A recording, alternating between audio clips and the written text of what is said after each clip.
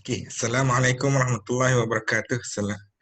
Alhamdulillah, bersyukur kita kepada Allah kerana masih lagi diberi kehidupan, kesihatan, kekuatan untuk kita sama-sama berkumpul di dalam kelas sarapan Al-Maksurat pagi ini yang kita sudah membaca Al-Maksurat dan sekarang kita ke segmen santapan jasmani pula. Kan?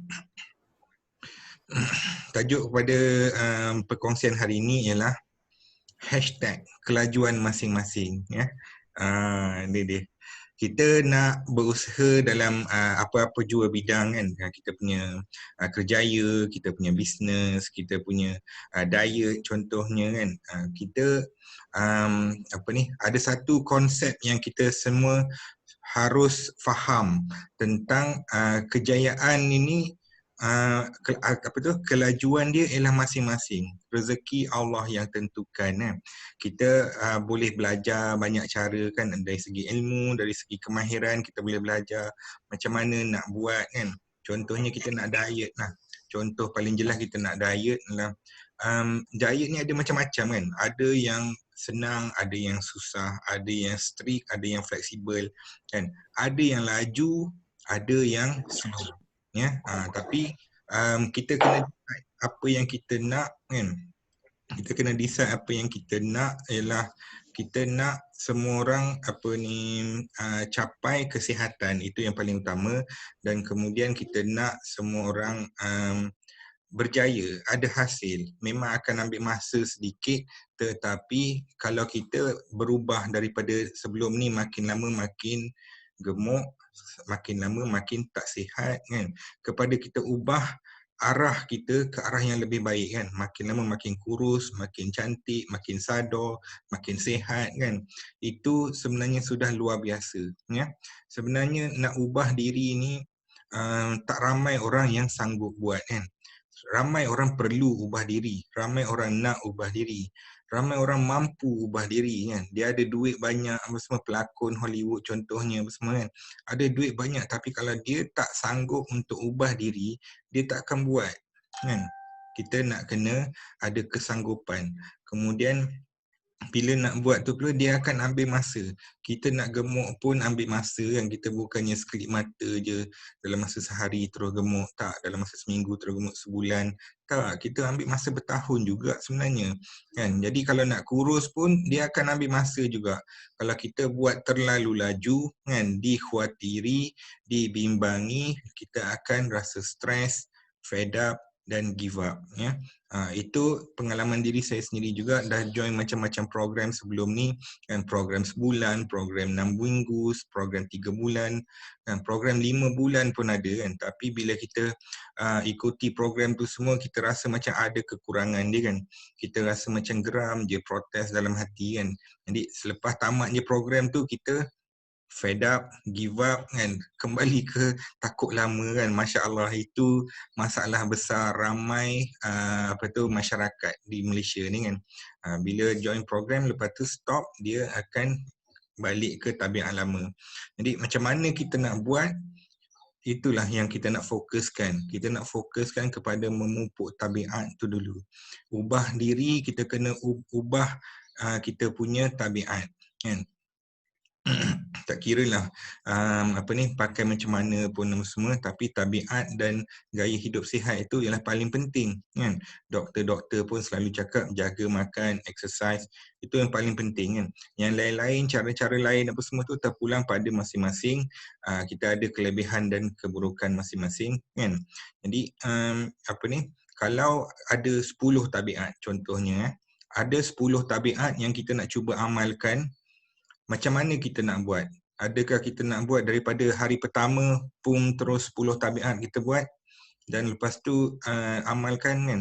Kita akan rasa sedikit macam terseksa, kita akan rasa macam susah dan kita akan rasa macam protes. Okey, tetapi kalau kita cuba amalkan, selalunya dia ambil masa beberapa hari, insya-Allah 10 tabiat tu akan menjadi kebiasaan pada kita kan. Ini satu konsep yang kita boleh buat daripada mula lagi, dia dah buat bagus kan, insya-Allah.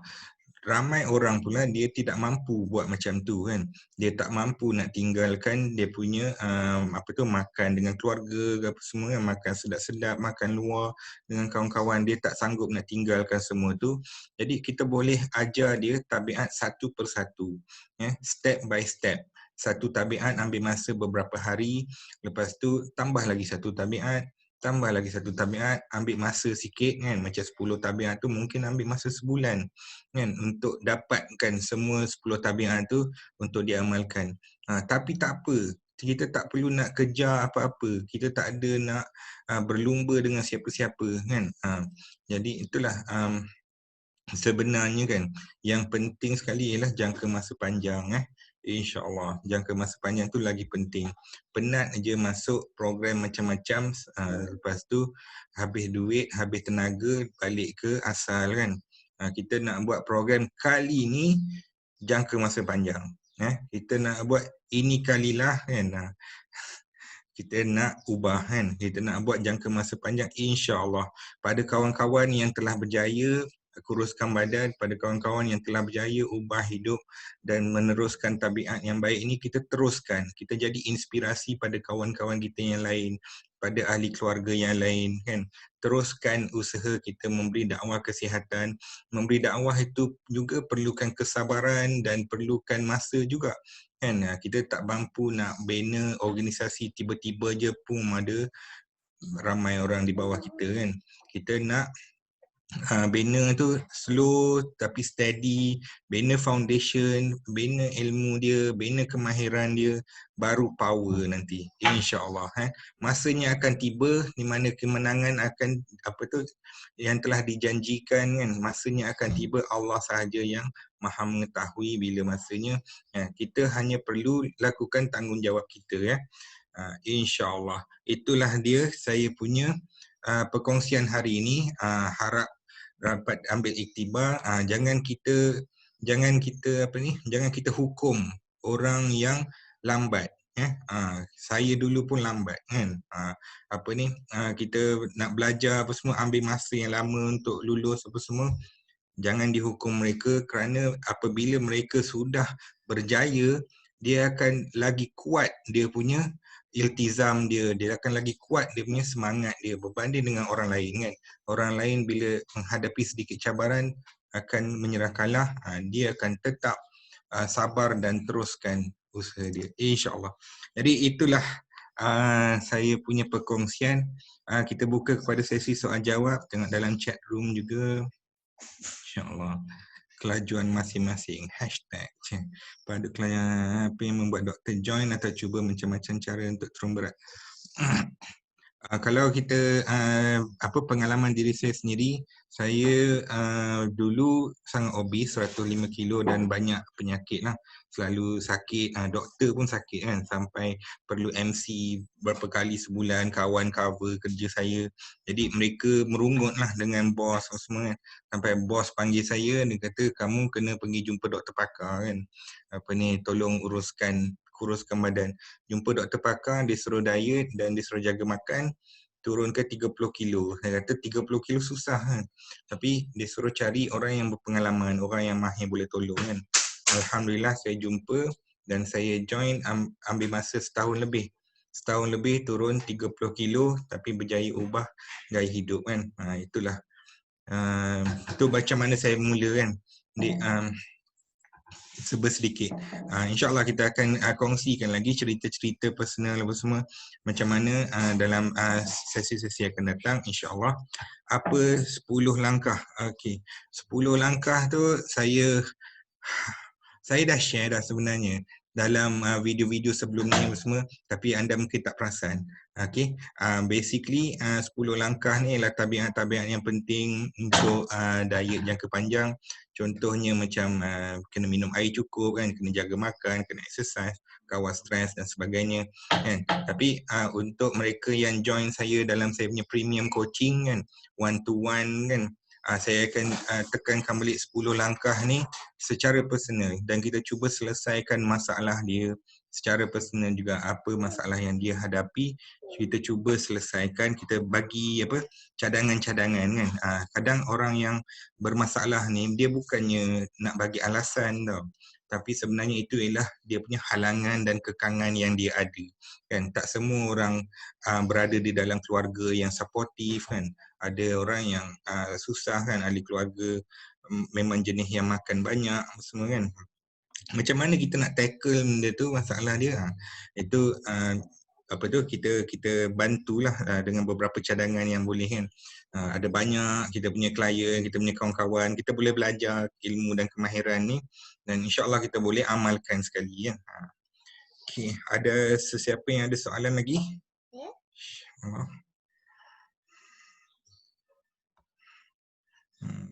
Okey, sila bertanya, kalau jangan segan-segan. Okey. Assalamualaikum. Salam.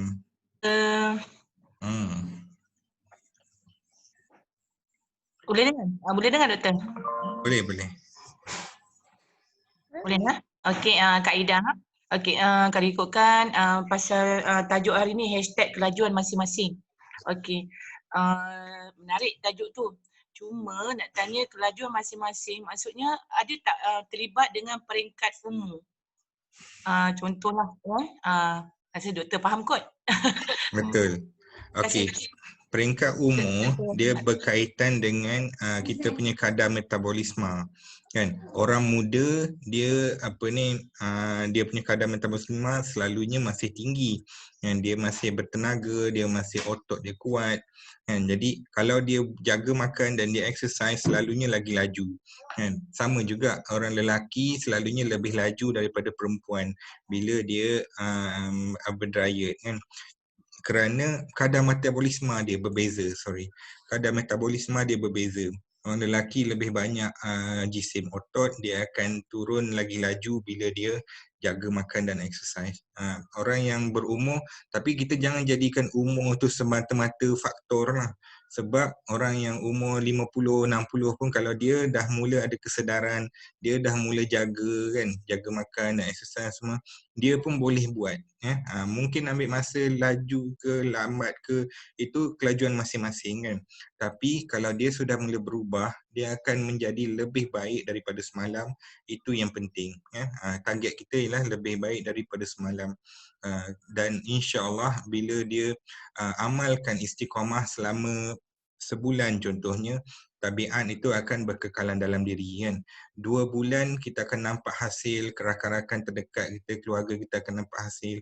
3 bulan baru kita kawan-kawan yang jauh kan, satu dunia akan nampak kan perbezaan ketara. Kalau kita amalkan, kita istiqamah paling kurang 3 bulan kan.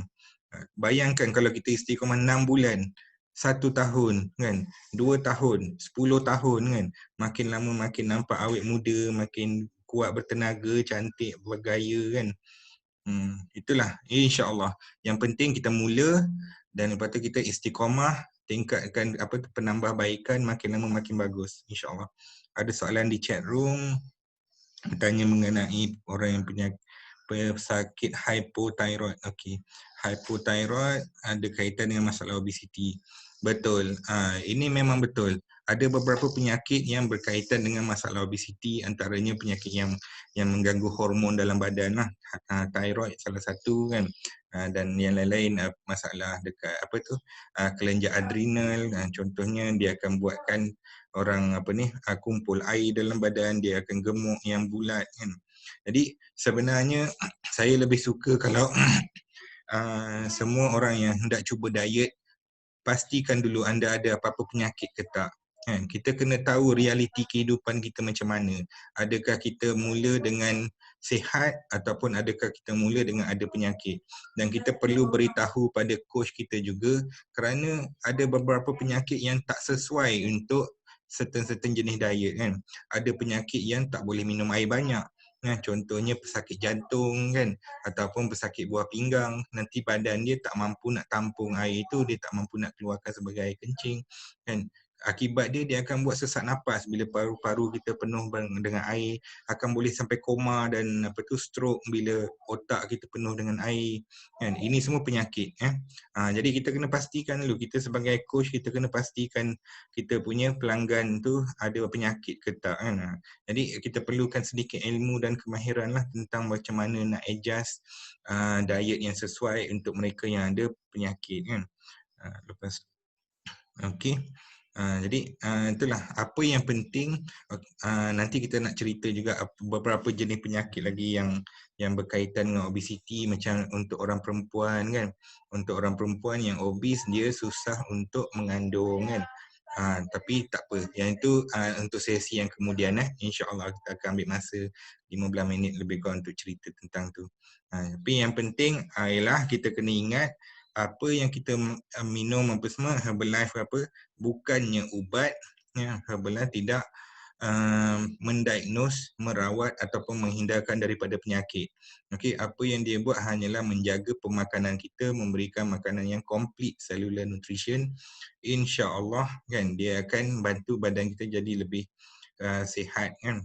Tetapi kita tak boleh jamin penyakit itu akan baik ke, kita tak boleh jamin kita akan elakkan daripada penyakit itu, penyakit ni tak.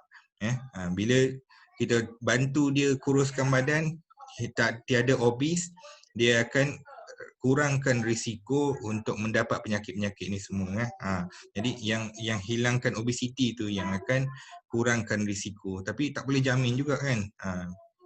Okey, faham InsyaAllah. Jadi setakat ini sahaja perkongsian saya hari ini. Saya harap dapat memberi manfaat kepada anda semua dan kita boleh sampaikan kepada rakan-rakan ahli keluarga kan. Saya akan sharekan dalam YouTube insyaAllah beserta link untuk join Zoom meeting ini pada masa akan datang. InsyaAllah kita cuba istiqamah buat setiap pagi 6.30 pagi. Okey. Dengan ini saya tamatkan dengan wabillahi taufiq wa hidayah. Wassalamualaikum warahmatullahi wabarakatuh.